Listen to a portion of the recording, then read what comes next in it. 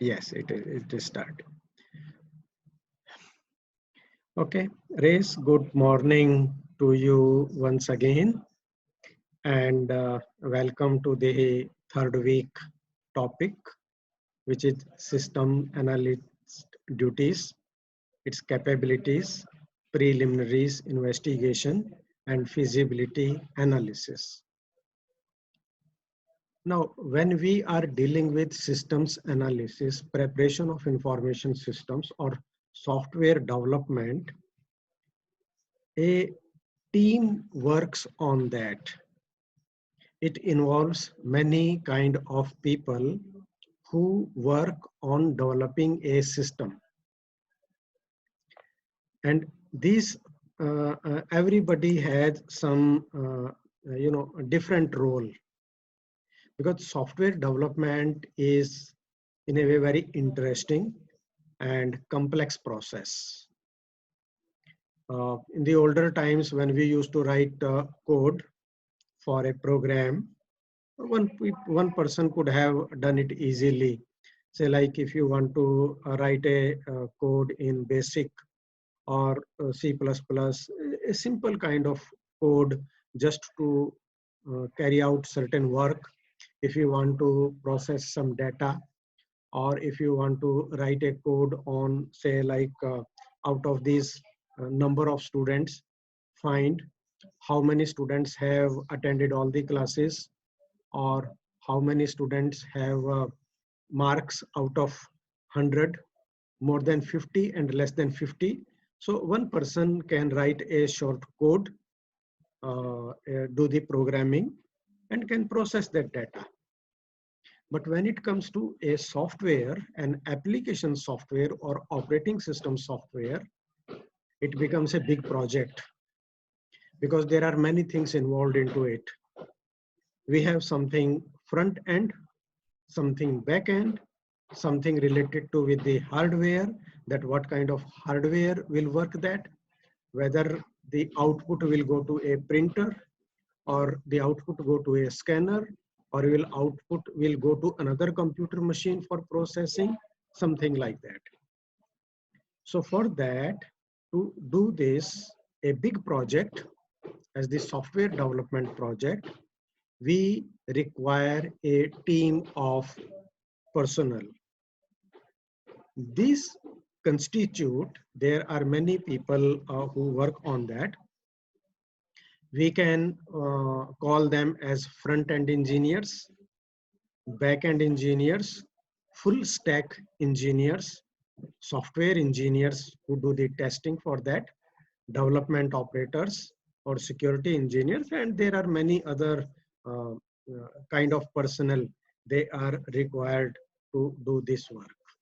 So now let us understand who are these people who help us in either creating, developing a software system, or in maintaining it, keeping it secure, keeping it safe, because many things they are involved in on the every step of that. So first of all, who is a front-end engineer?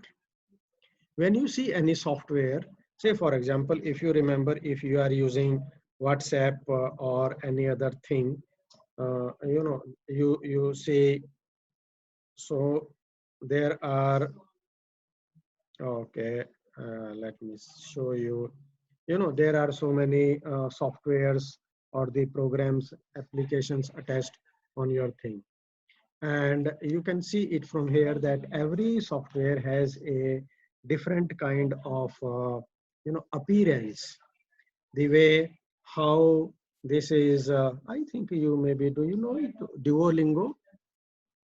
This is, okay, Duolingo. It is a software for learning an additional language. Say if you want to learn, this is called as Duolingo. This is to learn another language. So you speak Turkish, you speak English, but if you want to learn Spanish or French or any other language, this is a good software to use it. Its name is Duolingo, Duolingo, that way. So see, it has a different interface.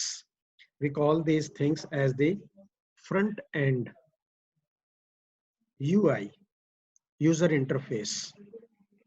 So there is a special team of people, we call them as the front end engineers or the designers or the web developers. What they will do, they will select, they will install, and they will test the user interface elements of any website. What do we mean by the user interface element is that when you are using any of the applications, say which application I can show it to you. Okay, for example, if I show it to you, maybe you are also using it. So, hello Gulizar, how are you? Hi, sir. Fine, thanks. And you? Sorry Yeah, for being late. oh, it is okay. So we just started. I think No. just 5 minutes ago. Okay. So I'm just telling that what kind of people are involved in systems development. And see, this is one kind of an interface. It is the front end. Means if you click on any button, new application will come up or something. And you maybe, you know about, say like, this is WhatsApp and how it will work on something. So, okay, Gulizar, let me just very briefly tell you. Today we are studying about the people who are involved in developing a software. Those means who creates an information system. There is a team of people, and I was telling that in the older times when the softwares were small to create, and something we want to do for our data, something, you can write a piece of code in say basic language or C++ or Java or something to process. Those are short, small programs. But if you are using, say like, just see this example of Zoom application through which we are talking now. It's a big application package and many people work on that how it will appear. Means there is a certain appearance. If you have used Microsoft Office, Microsoft Teams, Microsoft 365, Office 365, those things. So initially, as a user, what we see on the screen is called as the user interface. So there is a but then what we see in the front is only a small portion of that. Most of the action happens behind the scene, behind the home page of that. When we put the data, something happens in the back. So there is a lot of team who work to create a software. These are the names. These are some of the names, not the full list, because we need so many people, including marketing people, like who will sell that software. I have not included it here. There are many people who do the advertising, who do the documentation, who do the popularization on it, like that. And then there is a legal team also to prevent the software from being pirated, piracy of the software. So there is a whole lot of team. So we will study that how these people, they work with each other. So one is front end engineer, because this is the most basic thing we deal with as a user. We deal with the front end of the interface. How do we see a particular website? Any website. You see the yahoo.com, you go to google.com, you go to Haran University website, you will find that every website has a different color scheme, different shape, different buttons. How a user will interact with that website, that will make the difference. And it is the duty of these front end engineers to select, to install, or to test those interface elements in a website. Means if you will see that in most of the softwares, the sign up or sign in login button mostly will be at the upper right corner of the screen. So they mostly the profile button, everything, it will be on the upper right corner of that. That becomes easy to remember it and to access it, because most of us, we are right-handed. So they try to keep it on the right-hand side of that. So they are very important things, that how should a website will look like and where should a particular button will go. If you have to submit something, if it is a big complex like Microsoft Office tools, you use PowerPoint presentation tool, Microsoft PowerPoint or Microsoft Office Word.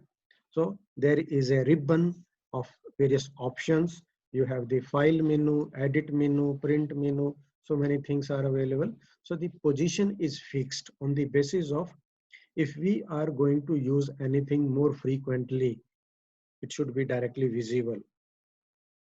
If there are some options which we use, but not to that extent every time regularly with that, so we put them in the side, the corner. You go to Moodle and you see that how the things they are arranged there. So every software has some front end interface, and for the user that is more important. So it has to be simple, it has to be clean, it has to be easily navigated, so that we do not need to find where is the button to click, or the letters are very small, or they are so large that they are taking up a lot of space on the screen. All these things, they are very important. And these front end engineers, they do that job. Then comes the back end engineer. They are the people who are behind creating the code for that, that when a user will type something in the application, where it will go, if it is going to database or if it is going to on the printer, on the screen, what will happen to that data when a person will work on that. A user uses an application, how does that impacts, makes a challenge to that. So that is the good job of these back-end engineers. They are the serious programmers and engineers. These people, they need to have the knowledge of the kind of back-end language, the programming part, like in PHP, which is pretext hyperprocessor, an open source language, then Python, Ruby, Java, C++, and nowadays, as we saw on that day, the GPT-3 or those kind of things, the applications which make these things to work in an effective way. So how the particular API will work, the application package interface to connect it with the server script. Server scripts means the small the codes, the small programs which will make that software and work on that. When they receive some instruction input by the user, how it will be processed by that. So that is those things, they are taken care by the back-end engineers from there. Then there is another exciting career opportunity for the people. We call them as full stack engineers. So full stack engineers are those people who can work on both client side server as well as the client side as well as the server side software. They have the knowledge of both the domains. As a user, how I will be working on the software, and as the server side, how that software will work. So they should have the knowledge of database languages like SQL or MariaDB or those. There are many other things. They need to know that how to program a server using some PHP or Python or Node or something. Hello, Ravan. How are you? Hey, Welcome. Doctor. Fine. Thank you. Yeah, okay, okay. So we just started. So you have not lost much of the lesson. We have just started it. So you will see, and later on you can watch the recording uh, till there. I'm just explaining the persons who are involved in software development, systems development. Okay. Okay, Professor. Okay. Thank you. So these are known as the full stack engineer. That they are very much in demand in the job market, in the software industry. Those people, because they can take care. There are certain companies who are, not of that they can engage the person as the front end engineer or back end engineer. They want one person to take care of many things. In that case, sometimes they ask that any person who can act as a full stack engineer, they are welcome to join them. These kind of persons, they need to know the technologies of website designings, web page designings, how to manage a server, so server side programming, and the database kind of thing, as well as the UI. There are two very important things, UX and UI. UX stands for user experience. User experience, how a user will interact with a particular software, whether the software you are using is complex or simple, easy to navigate, how do you find it? So that is called as the user experience, my experience of using a particular software, that goes with that. And the another one is called as the UI, user interface. What I see on the software side, when I open my application on the whatever comes on my monitor is the user interface. So whether it is appealing, whether it is good, beautiful colors on that, easy to click, easy to find, something that is very important here. Then another important member of the team here is the quality assurance engineers. These people, they test, they check that the quality parameters are followed or not, the standards. And particularly there are certain software industry standards like IEEE, the institution of electrical and electronics engineers, IEEE specifications there. Then there are ISO specifications, etc. These are the industry standards. We need to follow them so that a software can work on various devices. We call them as the cross-platform applications. So it should work on Windows, it should work on Linux, it should work on other kind of platforms there. For that, there needs to be certain quality assurance mechanisms and parameters where we need to find them, that how we can make the software in a good working condition. So these people, they are the quality assurance engineers. Then we have the developers and the systems operators, the engineers who put the software to the actual use and see that how that software will work. So these are in a way a connecting kind of people who will work with the user as well as the coder, the programming, and try to find that the software will work. So that's why we call them as the developers and operators, system operators, who will you work that on the system. Like if you go to your computer center, you will find that there are certain people who are managing, say like troubleshooting for the networking issues.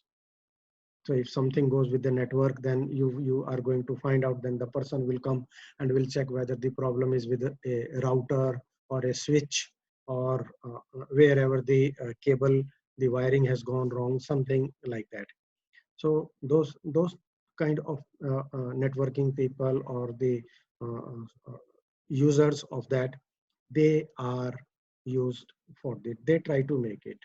And you can see from the image that what are their jobs, that they try to understand what are the tools to automate, what are the soft skills they need to have, because they will be talking to user who uses the software, as well as the managing team. So the communication skills has to be better. They need to prepare some reports, so visualization, hands-on practice, hands-on experience on networking devices, storage devices, those kind of things, and the knowledge of programming also. So that goes with that. So they are called as DevOps engineers. And then security engineers, who check that whether there is any bug or a flaw in the software systems or not. And their job is very, very important. And that's why you see nowadays, if it is a, we studied in our previous lesson about transaction processing systems. And if it is a banking transaction, banking software, the security is very, very important. Otherwise, people will lose their money. So these are the security engineers, are those people who check whether the system can be hacked or not. And then there is a branch of career, we call them as the ethical hackers. Ethical hackers are those people who are hired by the company, and they ask them that, okay, here is my software, can you hack my network, so that we can know that where is the opportunity, some other person who is not authorized to use that software can enter into it. So their work goes, and they need to understand that how either they can be of two categories, either the testers or the testing the systems. Like I know that there are some certain companies who have their offices at various locations. They hire the people, and then they tell them that, okay, you go along with your laptop and move around the area and see if you can enter into our system, if you can find some gateway, if you can find some door through which you can enter into our network system or something like that. So they are called as the security engineers. They need to work with the software developers very much. So mostly they will be working with back-end people because from where the software is being controlled, that is very important at that stage. Then here is the systems analyst. System analyst is a very, an interesting thing, where analyzes the system in a much more interesting way, where you can see that we can find the system analyst also as a person who is in a way a business technology analyst also. And it is the person who specializes in analyzing, designing, and implementing information systems.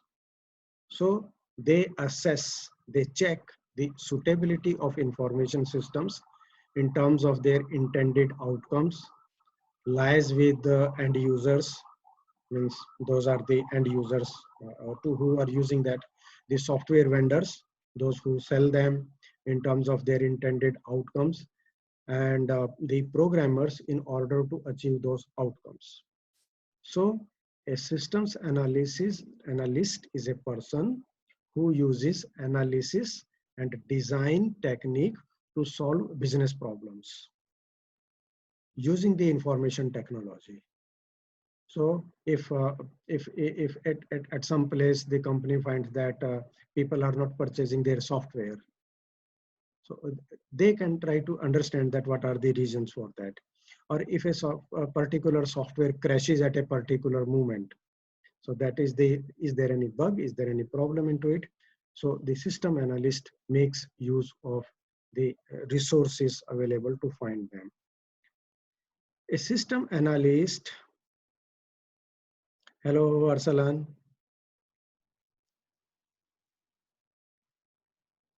how are you?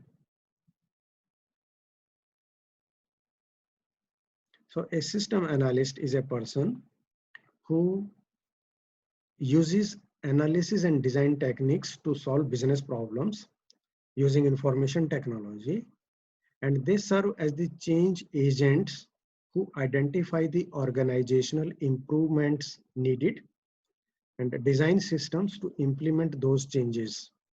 And not only that, they train and motivate others to use that system. So normally they may be familiar with the system analyst. They should be knowing variety of programming languages, operating systems, computer hardware problems. They do not normally themselves involve themselves in hardware or software development. It is something like, you can say that a person who drives a car. So a successful driver of the vehicle, of the automobile, of the car may not necessarily be the automobile engineer. I can drive the car very well, but I may not be knowing that how the engine was made or how the engine works or something there. So, but you should have this knowledge of various kind of programming languages, hardware and software systems, operating systems, or something like that. Because they may be responsible for developing cost analysis, what will be the cost of a particular thing,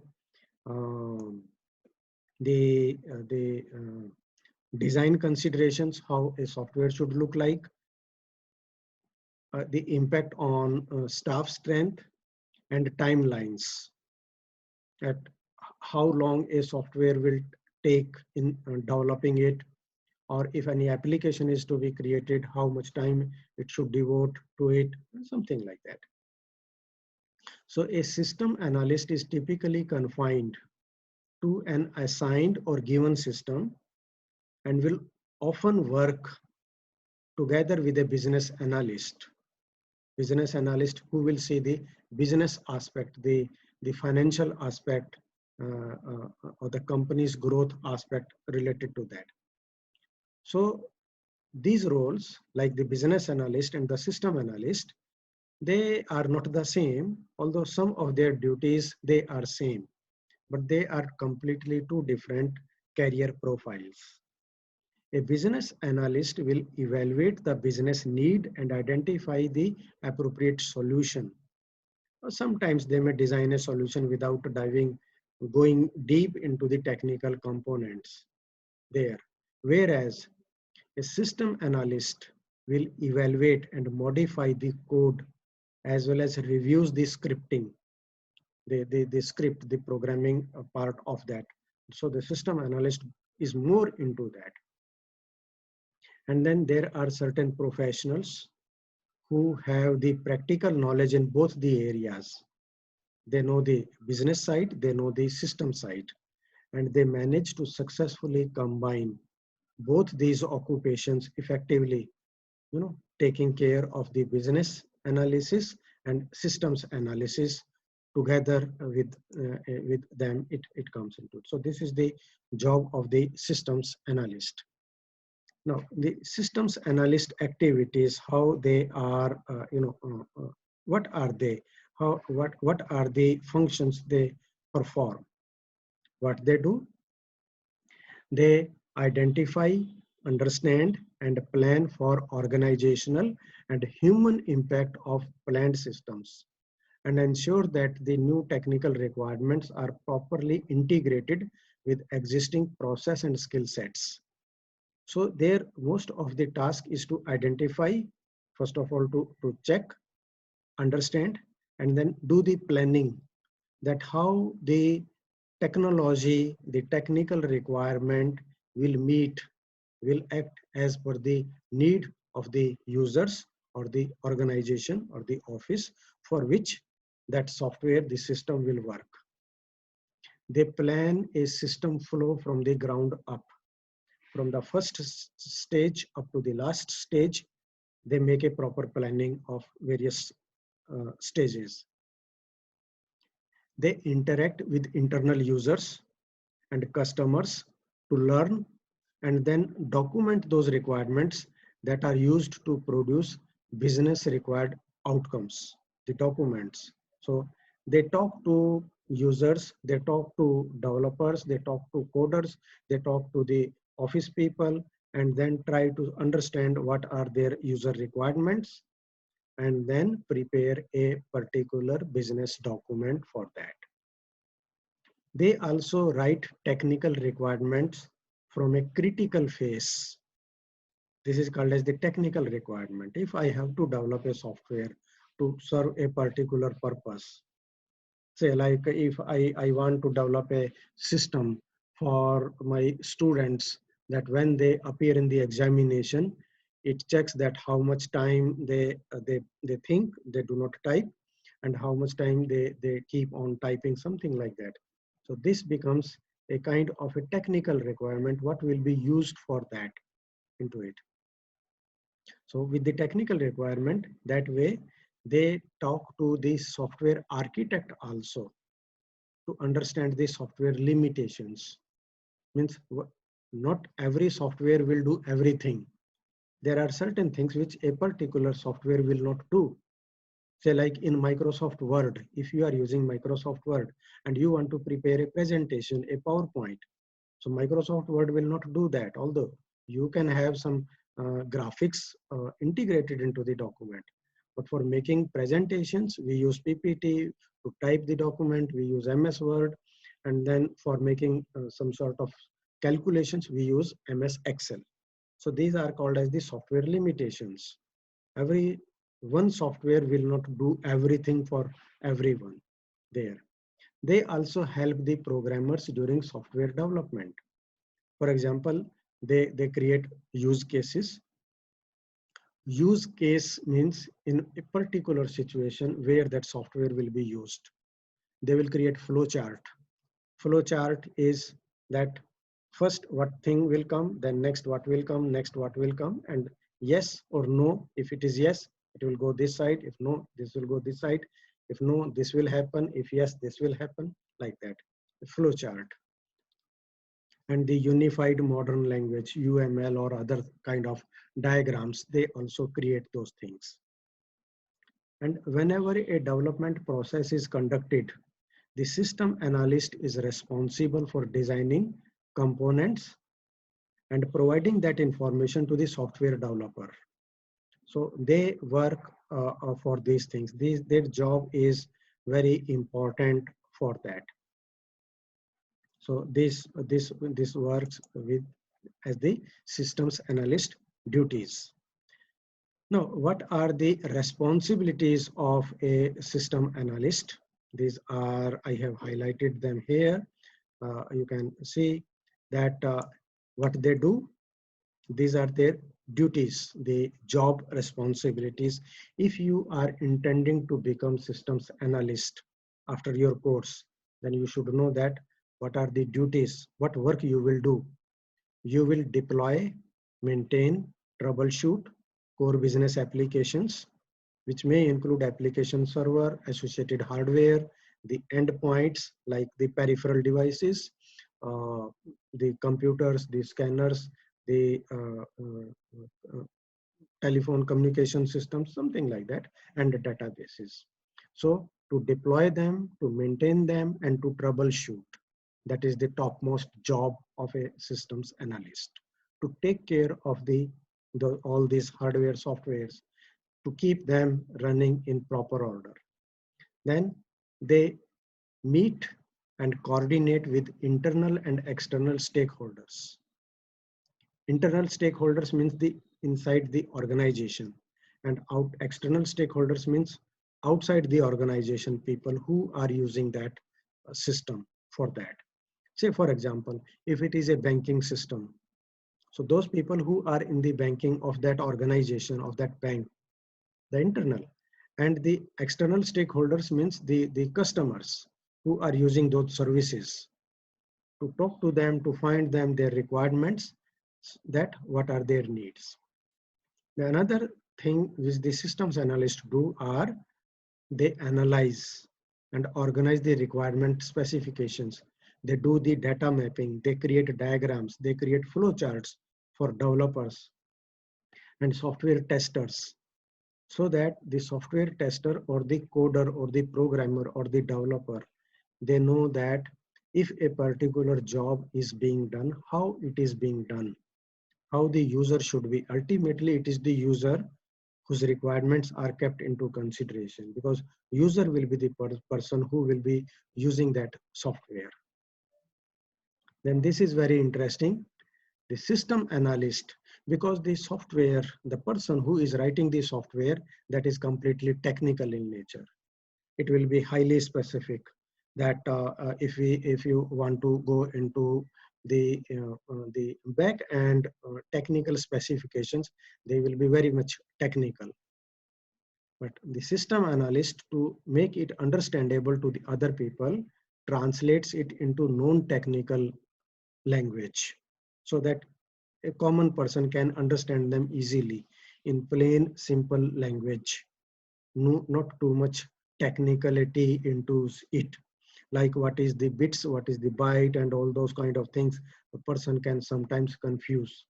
To tell them that, okay, these are the data units, say like 1 kilo, 10 kilo, something like that, so that people can easily understand it. Then their role is to set up and configuration the information system on user machines, on user premises, on installation at various places. They take care of those things.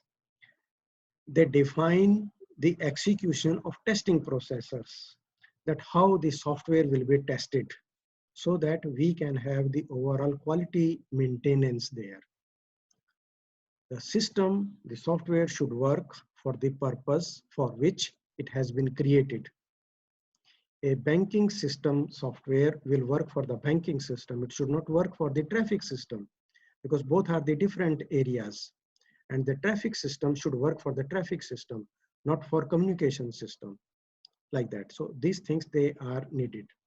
Then another job is that they are, they provide the training to the other people, those who are involved in that. That's also their job. Then they develop and implement maintenance procedures. They keep checking every time. If you go to your IT department, you will find some person every time looking at various monitors and checking that, oh, okay, this network, that network, this switch is working or not.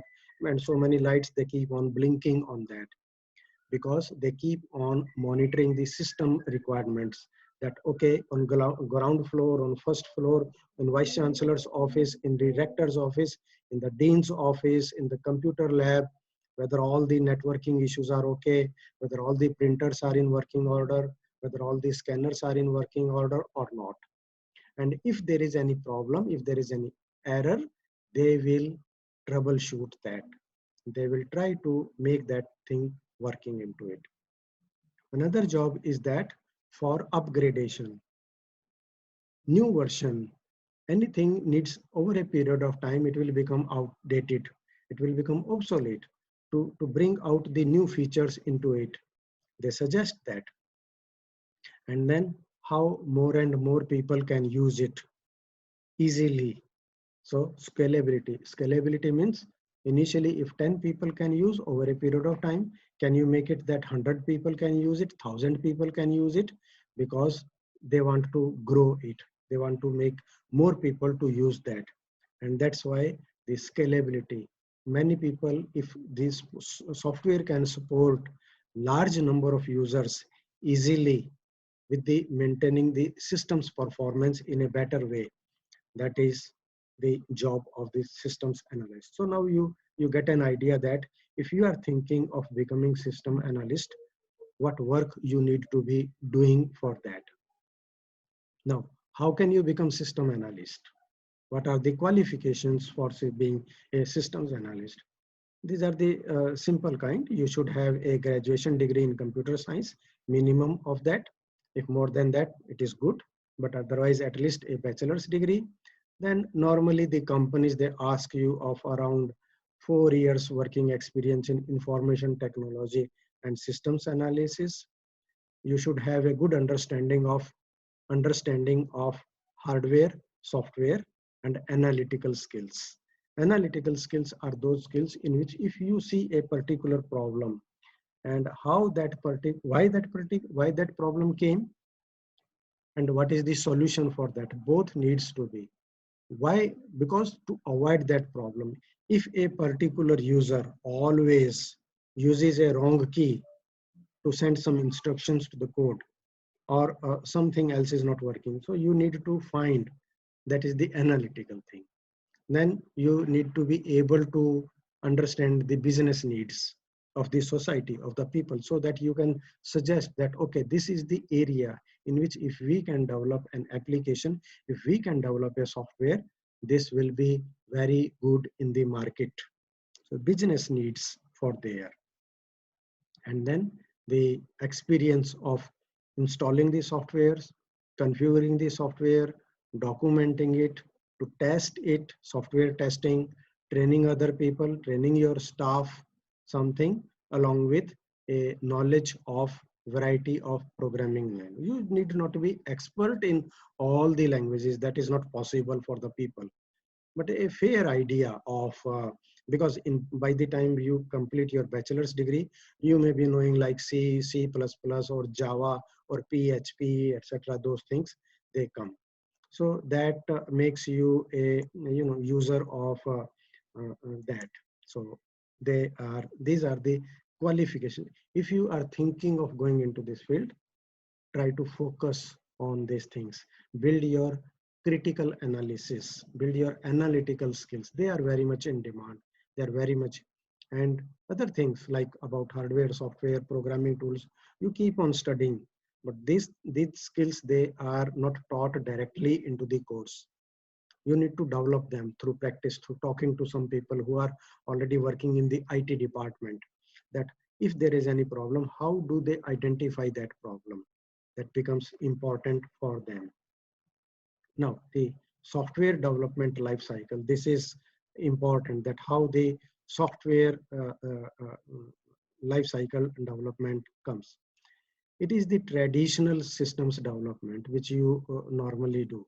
So what the people we do it here is that we try to make a systems investigation, systems analysis, systems design, programming, testing, implementation, and then its operation and maintenance.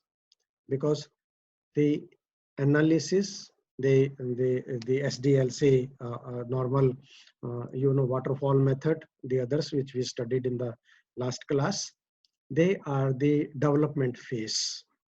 So we make a systems analysis. After that, we make the system design, then do the programming, then do the testing, and then its implementation. Implementation, installing it on the servers of the machine of the user. After that, it becomes the operation. Operation means the user should be able to use it. If there is an ATM machine on which a particular software has been installed, so the people who go to withdraw the money from the ATM machine, that is the operation. And maintenance, so that all the software or the hardware, they should be kept in the working order from there. And once the development project, it has all the approvals from all the stakeholders, the system analysis stage begins. So here we examine the problems. So in analysis, we try to see the requirements, the problems, how to use it, where to use it, when it will be used, when that a particular module will come up, and in what way those things, they will be working on that. So these are the various stages of systems development life cycle. These are quite important for that. So if you are trying to work as the systems analyst, there are certain hard skills and soft skills you need to process. You should be knowing these. So hard skills are those like knowledge of Microsoft Office, So you should be good in Microsoft Word, Excel, PowerPoint, Microsoft Access, OneNote, or Outlook, or Microsoft Publisher, etc. These are the things. These we call them as office productivity tools.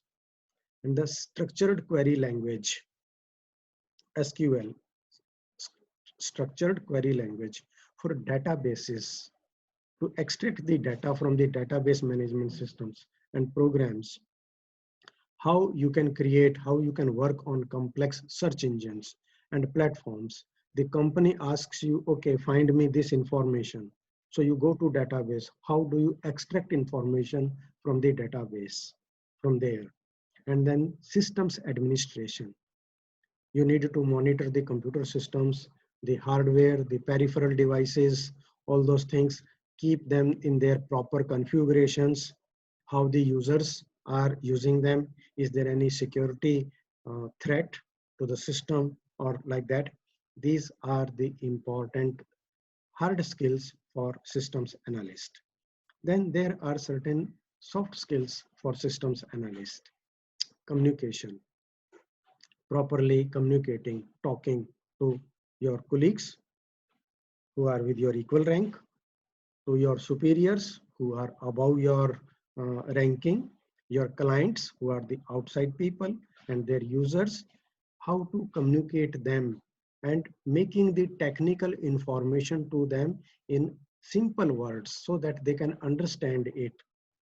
And then how you can, which communication medium you select, whether you are comfortable in talking in person, face to face, or on telephone or on email. These are the communication manners, etiquettes. How do we talk to them? Then critical thinking. Critical thinking is something like that. We know, for example, that if anything is allowed to fall free, it is attracted toward the center of the earth due to gravity. Now, why it goes toward the center of the earth? Because of magnetism. Now, why this magnetism comes? Because of the iron core into the center of the earth. Now, if it is critical thinking makes us think that why only iron core there? What happens if some other metal has that property? What happens to that? So something critically thinking that if there is a problem, what can be the solution of that problem? To identify that and to bring out a plan that this is the problem and this is the solution. This way we can work on that. Then you should be able to make business analysis so that the company can grow, expand, find new areas, new users, and technical analysis so that the software and the hardware, etc., it can keep on working along with bringing new innovation. Like you see, mostly sometimes initially they say that, okay, there is one camera in the phone. Now there you have 3 cameras, you have 4 cameras in your phone, making it wider perspective or something. The upgradation into the hardware, upgradation into the software, those things, they are required for that. Now there are some other kind of developers also who work in the same field, like mobile developer. So they write the code for the mobile applications. So we call them as the mobile developers to work with. Most of the applications nowadays, which are desktop-based applications or web-based applications, they may have, like Zoom, you have its app. Many of these softwares have their another version of mobile. So the mobile developers, they are very much in demand. And for that, you need to have the knowledge of certain tools which are used to create mobile apps like Swift or Object-C or those kind of things. These are needed. Then graphics developers, they make the software beautiful, that how it should look like. So how the rendering will happen, the lighting, the shadowing, the voice, the scenes creation, all those things, as they are very much in demand in the gaming industry, the video production industry, very much in demand. And they work with DirectX, OpenGL, Unity. I think Professor Dursun has a course on Unity there he's teaching that. And then some knowledge of either assembly language or C or C++, something like that, so that the integration can be done. And then highly demand area, people are making good money who are the game developers, those who are creating those things, because it is a very big industry, very big industry. You need the designers, you need the coders for that, the storytellers, then the voice over artists who will give their voice to the characters into the game, and those things, you know, if you have played any game, you know those kind of things. And they can be from simple kind of game up to the complex 3D kind of games. And again, they are created with the same, you can use Unity 3D, OpenGL, or WebGL, or those languages, they are used for there. Another branch which is very much in demand is data scientist, those people who work with data, because you generate a lot of data through software integration and interaction with the software. Anytime when we work on a particular software, we are generating some data. In the back end, that data is captured. Like when you go to your Moodle course, the Moodle stores the data that how you have accessed a particular content. And the teacher, then the university, from that log reports, from that data can make an analysis that how long have you accessed your course, which unit, which module you checked it, and those things. So these are called as the data scientists into it. So then we have the feasibility analysis in software, that how the software will work properly, whether it is feasible or not. I'll show you one example of it. There are various types of feasibility analysis. One is the technical feasibility. The technical feasibility, it tells that whether this application will work, what kind of software and hardware will be needed for that. So this is the technical feasibility scene. If a particular software will require 4 GB RAM, or it will require 64 GB RAM, where it will work, what kind of microprocessor is needed for that. Those kind of things, they are called as technical feasibility.